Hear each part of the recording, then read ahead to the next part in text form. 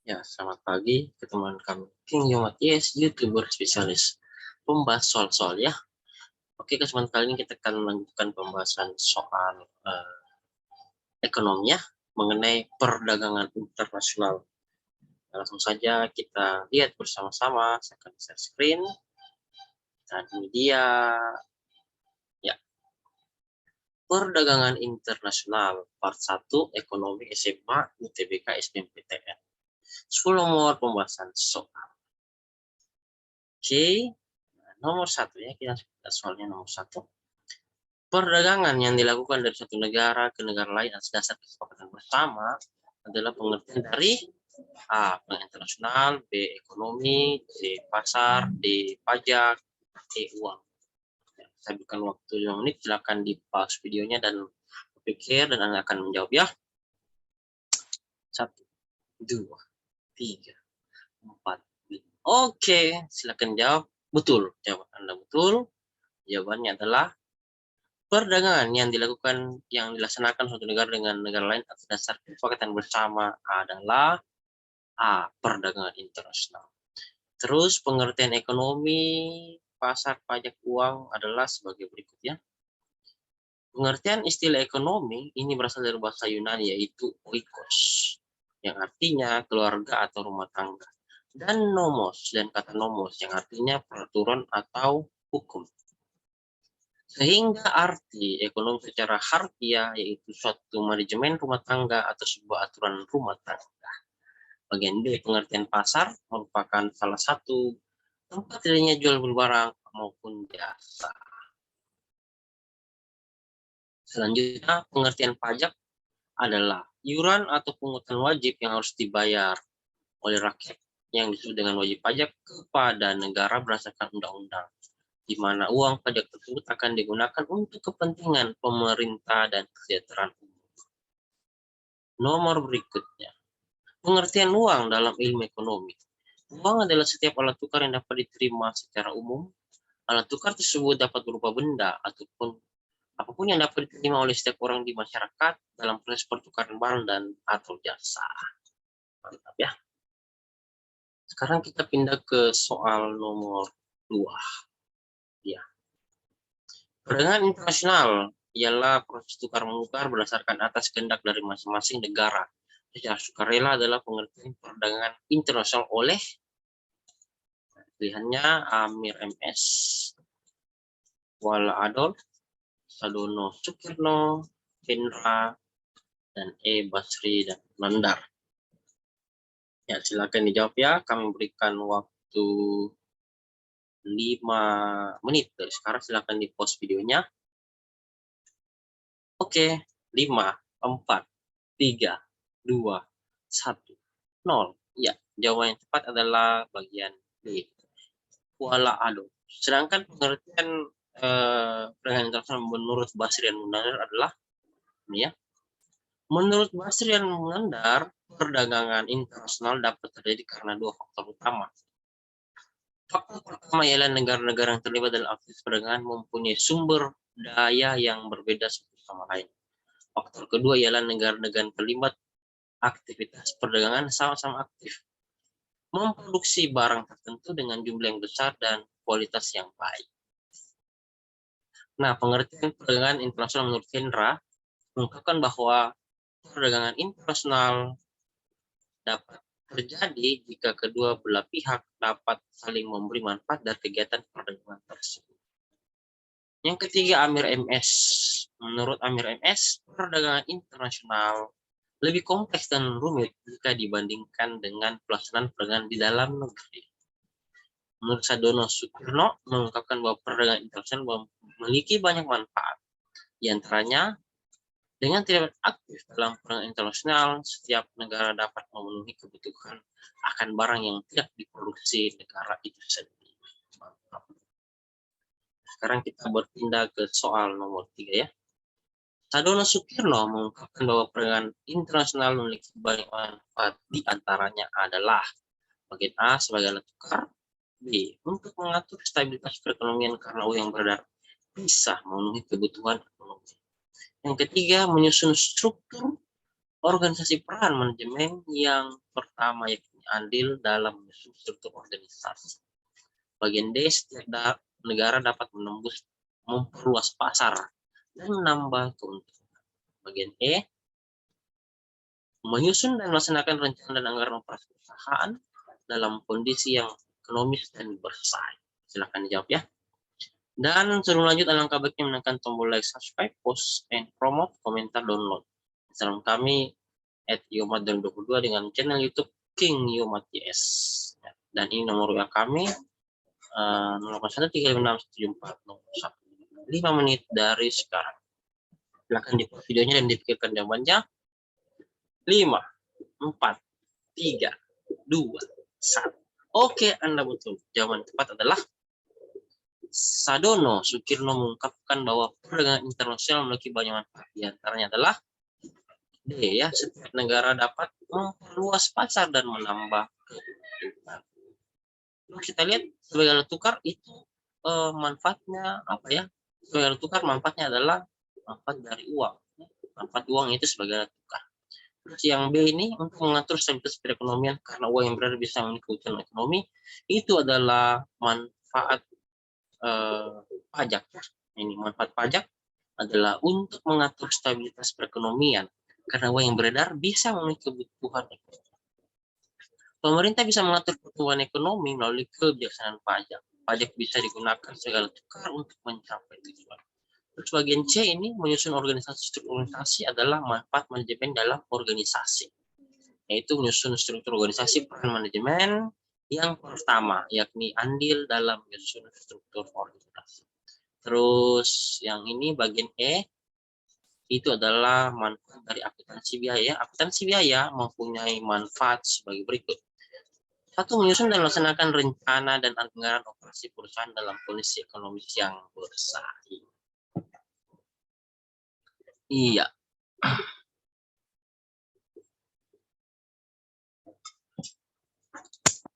Kita lanjut soal nomor 4.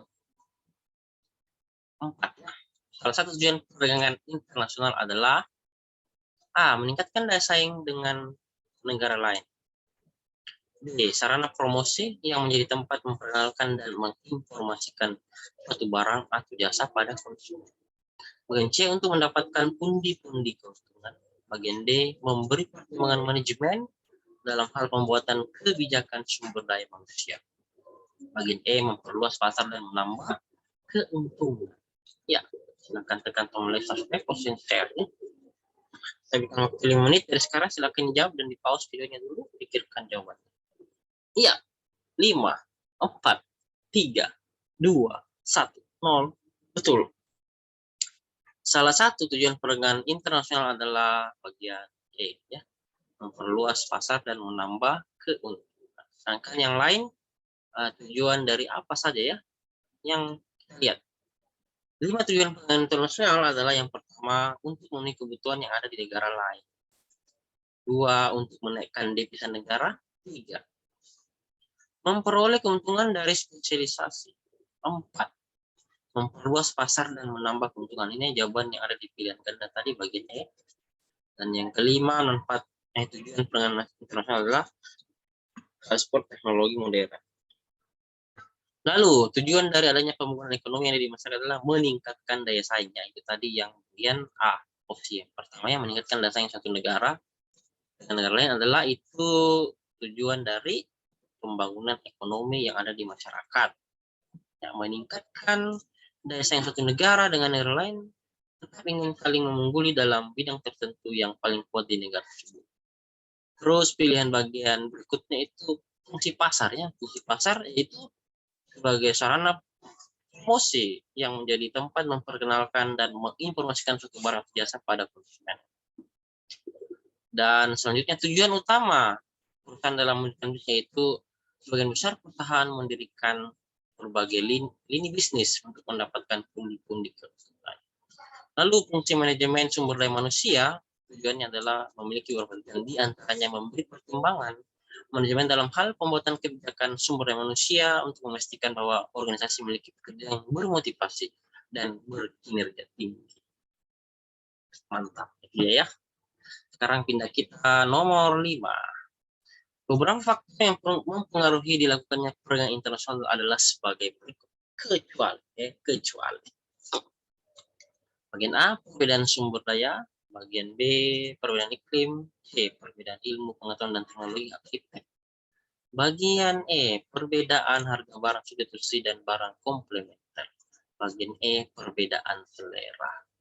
Ya, silakan dijawab ya dengan tombol subscribe, post, promote, dan nyalakan tandanya agar setiap video baru kami upload Anda tidak tahu. Mantap. Ya, 5 menit dari sekarang. 5, 4, 3, 2, 1. Iya, jawaban Anda betul. Beberapa faktor yang perlu dilakukannya perdagangan internasional sebagai berikut, kecuali D ya, perbedaan harga barang substitusi dengan barang komplementer. Yang lain adalah faktor yang punya permintaan. Berikut adalah harga barang substitusi dan barang komplementer. Permintaan dalam satu barang dapat dipenuhi oleh harga barang-barang lain yang ada kaitannya dengan seperti barang yang dapat saling menggantikan substitusi dan barang yang saling melengkapi atau komplementer. Sehingga secara umum faktor yang perlu dilakukannya perdagangan internasional adalah 1. Perbedaan sumber daya, B. Perbedaan iklim, C. Perbedaan ilmu pengetahuan teknologi, dan E. Perbedaan selera. Itulah faktor yang mempengaruhi diadakannya perdagangan internasional. Kecuali perbedaan harga barang substitusi dan barang komplementer, karena ini adalah yang mempengaruhi permintaan. Ya. Mantap. Kita lanjut soal nomor 6. Manfaat perdagangan internasional ialah 1. Dapat memperoleh barang atau jasa yang tidak bisa dihasilkan sendiri karena adanya perbedaan sumber daya alam, kemampuan sumber daya manusia, dan teknologi, dan lainnya. 2. Dapat memperoleh pasar untuk menambah keuntungan dari spesialisasi. Ini kan memungkinkan sumber teknologi modern untuk memahami teknik produksi yang lebih efisien dan modern dalam hal manajemen. 4. Dapat mempercepat pertumbuhan ekonomi sebuah negara. 5. Menambah devisa negara dari hasil ekspor. 6. Perdagangan internasional dapat membuka lapangan pekerjaan di sebuah negara. 7. Menjalin persahabatan dengan negara lain. 8. Meningkatkan penyebaran sumber daya alam sebagai sebuah negara. Itu adalah manfaat perdagangan internasional yang dituliskan dalam soal ini. Nah, ditanya adalah pernyataan yang benar adalah bagian A 1, 2, 3, dan 5, B 4, 6, 7, 8, C 1, 3, 5, 7, E 2, 4, 6, 8, dan bagian E semua benar. Iya. Silakan dijawab. Saya berikan waktu 5 menit dari sekarang. Ya, 5, 4, 3, 2, 1. Ya, jawabannya Anda betul ya. Yaitu E semua benar. Jadi, ke-8 hal ini adalah manfaat perdagangan secara internasional. Mantap ya. Oke. Kita break dulu. Kita lanjut ya. Soal nomor 6. Perdagangan antar negara atau perdagangan internasional memungkinkan terjadinya 1. Jual beli tukar-menukar barang atau jasa antar negara. 2. Kerjasama bidang ekonomi antar negara di seluruh dunia. 3. Pengaruh terhadap perkembangan ekspor dan impor serta balance of payment atau neraca pembayaran internasional atau NPI suatu negara. 4. Pertukaran dan perluasan penggunaan teknologi sehingga dapat mempercepat pertumbuhan ekonomi negara yang terlibat dalamnya. 5. Pergerakan sumber daya melalui batas negara, baik sumber manusia, sumber daya alam, maupun sumber daya modal. 6. Pertukaran hasil atau output dari sebuah negara dengan negara lain atau yang kita kenal dengan perdagangan internasional. 7. Hubungan dalam bentuk piutang antar negara. 8. Pertukaran atau arah aliran sarana produksi. Ya, pertanyaan adalah, pernyataan yang benar adalah yang diminta ini perdagangan antar negara internasional memungkinkan terjadinya apa? 1, 2, 3, 4, 5, B 6, 7, dan 8, C 1, 3, 5, dan 7, E 2, 4, 6, 8, E semua benar. Ya, silakan dijawab ya. Tapi semuanya langkah bagi menekan tombol like, subscribe, post, and share, nyalakan tanda lonceng agar setiap video baru yang kami upload Anda tidak tahu. Ya. 5 menit dari sekarang, silakan di pause videonya dan dipikirkan. 5, 4, 3, 2, 1, 0. Iya, jawaban Anda betul ya. Yaitu A. 1, 2, 3, 4, dan 5. Nah, kita bahas ya. Perdagangan antar negara atau perdagangan internasional memungkinkan terjadinya ada 5 hal, yaitu 1, jual beli atau tukar menukar barang dan jasa antar negara. 2, kerjasama di bidang ekonomi antar negara di seluruh dunia. 3, pengaruh terhadap perkembangan ekspor impor serta balance of payment. 4, pertukaran dan perluasan penggunaan teknologi dapat mempercepat pertumbuhan ekonomi suatu negara terlibat dalamnya. 5, pergerakan sumber daya melalui batas negara, baik sumber daya manusia, sumber daya alam, maupun sumber daya modal. Sedangkan nomor 678 itu adalah hubungan ekonomi antar negara menjadi 3 bentuk hubungannya, yaitu 1, 6, pertukaran hasil output sebuah negara dengan negara lain atau dengan perdagangan internasional. 7, hubungan dalam bentuk hutang piutang antar negara. 8, pertukaran atau arah dan produksi atau sarana produksi. Mantap. Sekarang kita pindah ke nomor 8. Ada beberapa jenis perdagangan internasional yang dilakukan antar negara maupun kelompok negara, diantaranya 1, ekspor impor, 2, barter, 3, saham, 4, konsinyasi, 5, packet deal, 6, border crossing. Pernyataan yang benar adalah, jadi yang kita cari adalah beberapa jenis perdagangan internasional yang ada dalam suatu negara maupun kelompok. Pernyataan yang benar adalah bagian A, 1, 2, 3, 4, dan 5, B, 1, 2, 4, 5, dan 6, C, 2, 3, 4, 5, dan 6, D, 3, 4, 5, dan 6, E, 2, 3, 4, dan 5. Silakan jawab 5 menit dari sekarang. Yang diminta adalah yang termasuk perdagangan, jenis perdagangan internasional. 5, 4, 3, 2, 1. Iya, jawaban Anda betul. Yaitu 1, 2, 4, 5, dan 6. Kita bahas ya. Nah, ini ada beberapa jenis perdagangan internasional yang dilakukan negara atau kelompok negara, diantaranya adalah pertama, ekspor dan impor. Kegiatan ekspor dan impor merupakan bentuk perdagangan internasional yang paling sering dilakukan. Ada 2 cara yang melakukan ekspor, yaitu ekspor biasa, itu melalui ketentuan yang berlaku. Bagian B, ekspor tanpa garis miring P, yaitu barang boleh dikirim melalui izin Departemen Perdagangan. Jenis perdagangan yang kedua adalah barter. Barter ini barter atau pertukaran barang dengan barang masih sering dilakukan dalam perdagangan internasional. Jenisnya meliputi direct barter, fit barter, counter purchase, dan buyback barter. Jenis perdagangan internasional yang ketiga adalah konsinyasi. Konsinyasi adalah penjualan dengan pengiriman barang ke luar negeri di mana belum ada pembeli datang ke luar negeri. Penjualannya dapat dilakukan melalui pasar bebas atau bursa dagang dengan cara lelang. Keempat, packet deal, itu perdagangan yang dilakukan melalui perjanjian dagang atau trade agreement dengan negara lain. Yang kelima, border crossing, yaitu perdagangan yang timbul dari negara yang saling berdekatan untuk memudahkan penduduknya saling melakukan transaksi. Jadi ada 5 ya. Nah, terus saham itu adalah surat berharga sebagai bukti kepemilikan individu maupun institusi dalam perusahaan yang merupakan salah satu jenis investasi pasar modal. Sehingga tadi soalnya ini beberapa jenis perdagangan internasional. Yang pertama ya ekspor impor, barter, 4, konsinyasi, 5, packet deal, dan 6, border crossing, kecuali saham-saham adalah jenis investasi pasar modal. Oke, kita lanjut soal nomor 9. Ya, jangan lupa tekan tombol subscribe, share, nyalakan lonceng agar setiap video baru kami upload Anda duluan tahu. Nomor 9. Penjual dalam perdagangan internasional disebut sebagai eksportir atau pensuplai atau supplier. Dibagi dalam beberapa bagian, kecuali A, produsen eksportir, B, confirming house, C, pedagang ekspor, D, surveyor, E, wisma dagang. Ini minta adalah kecuali atau yang bukan bagian dari perdagangan internasional sebagai penjual. 5 menit dari sekarang kami hitung. 5.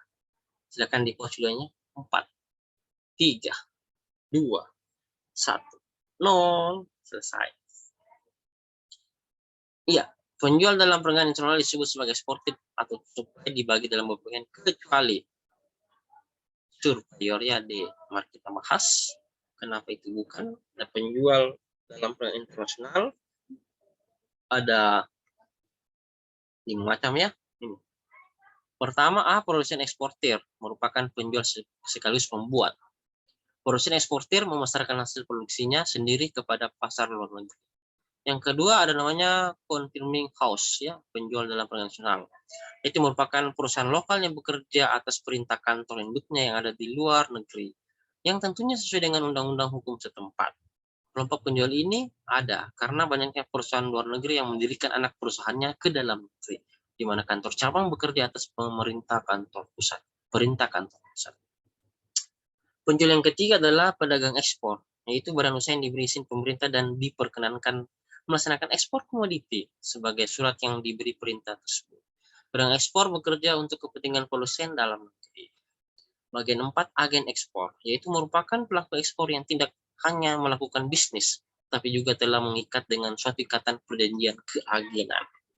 Kelima, wisma dagang, itu merupakan perusahaan yang sudah mengekspor aneka komoditi, mempunyai jaringan pemasaran maupun kantor perwakilan di pusat-pusat dagang dunia, serta memperoleh fasilitas tertentu dari pemerintah. Fasilitas ini disebut berupa perbankan maupun pajak. Kecualinya tadi adalah surveyor ya. Karena surveyor adalah kelompok pendukung dalam pelaku perdagangan internasional. Surveyor yaitu yang bertugas sebagai juru periksa terhadap kualitas, cara pengepakan, keabsahan dokumen-dokumen bagi barang-barang yang akan diekspor atau diimpor. Mantap. Sekarang kita pindah ke soal nomor 10. Yang termasuk kelompok pemesan dalam perdagangan internasional adalah pertama, pemakai langsung para pedagang, pengusaha kebun, industriawan, instansi pemerintah. Bagian B, pemakai langsung para pedagang, pengusaha kebun, industriawan, dan solo agen importer. Bagian C, solo agen importer, pengusaha impor, pemakai langsung para pedagang, dan pengusaha kebun. D, solo agen importer, pengusaha impor, pemakai langsung para pedagang, dan profit importer. Bagian E, solo agen importer, pengusaha impor, importer terbatas, importer umum, dan profit importer. Nah, itu dia ya. Silakan dijawab 5 menit dari sekarang. Silakan pause videonya. 5, 4, 3, 2, 1. Iya betul saudara-saudara. Jawabannya adalah yang termasuk dalam pemesan dalam pelaku perdagangan internasional adalah bagian A ya. Pemakai langsung para pedagang, pengusaha kebun, industriawan, instansi pemerintah. Kita bahas bersama-sama. Kelompok pembeli atau disebut juga importir, pihak importir menanggung resiko atas segala sesuatu yang barangnya impor. Resiko ini dapat berupa kerugian, kerusakan, keterlambatan, serta manipulasi atau penipuan. Berikut ini beberapa kelompok pembeli atau buyer. Pertama, pengusaha impor, disebut juga sebagai impor merchant, merupakan badan usaha yang diberikan izin oleh pemerintah untuk mengimpor barang-barang yang bersifat khusus, yang disebutkan dalam izin impornya dan tidak berlaku untuk barang lain. Berikutnya adalah profit importer, merupakan pengusaha impor yang secara khusus diistimewakan pemerintah atau Departemen Perdagangan untuk mengimpor komoditi tertentu dengan tujuan untuk kepentingan pemerintah. Bagian C, importir terbatas, merupakan importir perusahaan PMA dan PMDN dengan izin khusus dari pemerintah untuk mengimpor mesin-mesin dan bahan baku yang diperlukan sendiri atau tidak diperdagangkan. D, importir umum, yaitu merupakan perusahaan importir yang khusus mengimpor aneka macam barang dagang. Importir ini berupa persero niaga atau trading house atau wisma dagang. Importir jenis dapat mengimpor barang-barang, kelontongan hingga instalasi kebutuhan pabrik. Bagian E, solo agen importer merupakan perusahaan asing yang berminat memasarkan barangnya dalam negeri dengan mengangkat perusahaan dalam negeri sebagai kantor perwakilan atau menuntut suatu agen untuk memasarkan hasil produksinya ke negara yang ia tuju. Itu jadi ada 5 ya. Pengusaha impor, profit impor, importer terbatas, importer umum, solo agen importer. Selanjutnya, yang merupakan pihak pemesan dalam pelaku perdagangan internasional, yaitu kelompok pemesan. Kelompok ini merupakan pembeli atau pengimpor yang melakukan impor sebelum barangnya ada atau tiba. Barang tersebut diimpor untuk konsumsi sendiri atau untuk dijual kembali. Kelompok pemesan atau indentor melakukan pembelian barang sebagai pihak ketiga atau disebut juga dengan distributor. Disebut kelompok pemesan atau indentor adalah karena mereka terbiasa membeli barang dengan cara memesan terlebih dahulu. Indentor dari beberapa jenis antara sebagai berikut. Yang pertama, pemakai langsung. Yang kedua, B, pedagang, para pedagang. Bagian C, pengusaha kebun, industriawan, dan instansi pemerintah. Itu dia kelompok pemesan, pemakai langsung, para pedagang, pengusaha kebun, industriawan, dan instansi pemerintah. Ya, saya rasa cukup. Terima kasih. Selamat belajar. Semoga bermanfaat, positif, dan salam sejahtera untuk kita semua. Amin. Ya, sampai di sini dulu video pemesan kami. Semoga bermanfaat untuk kita semua dalam belajar ekonomi, khususnya materi adalah perdagangan internasional. Jangan lupa dukung dengan cara menekan tombol like, subscribe, post and share, nyalakan tandanya agar setiap video baru kami upload Anda dengan tahu, dan tekan tombol loncengnya agar setiap video baru kami upload Anda tahu. Silakan isi kolom komentar dengan komentar yang baik, positif, dan bermanfaat bagi kita sesama. Selamat belajar dan sampai jumpa lagi di video kami berikutnya. Siang.